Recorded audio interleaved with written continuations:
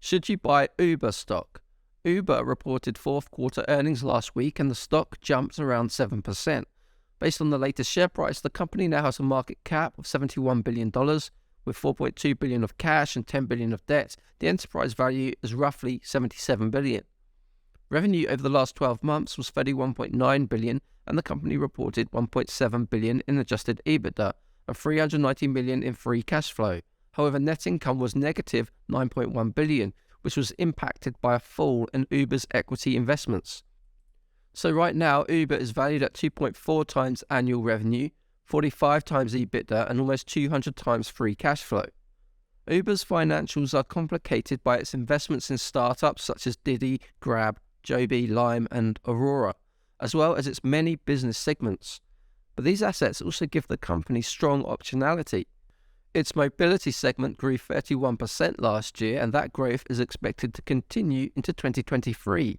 Its delivery segment grew 6%, though that would have been higher if it wasn't for currency headwinds. And its freight segment grew 42%. Intertwined in all this, Uber is making progress with advertising, subscriptions, a travel app, and car sharing. As well, Uber is partnering with Hertz to help grow its fleet of electric vehicles, and the company wants to be emission-free in big cities by 2030. All in all, Uber is growing fast and has numerous levers to pull. Its success is in stark contrast to the performance of rival Lyft, whose stock collapsed more than 30%. The big problem, however, is that over 14 years of operation, Uber is still not returning anything to shareholders.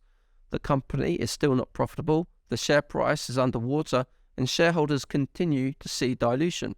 Stock-based compensation is huge at $1.8 billion.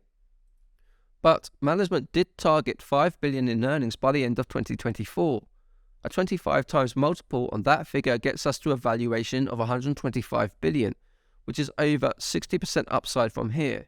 I don't think Uber will quite hit that target, and after a 40% return year to date, I think the stock has room for a pullback.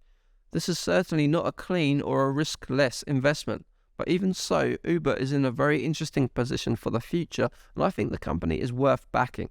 That's why I give the stock a bullish rating. But these are my personal opinions, not financial advice, and I do own shares in Uber.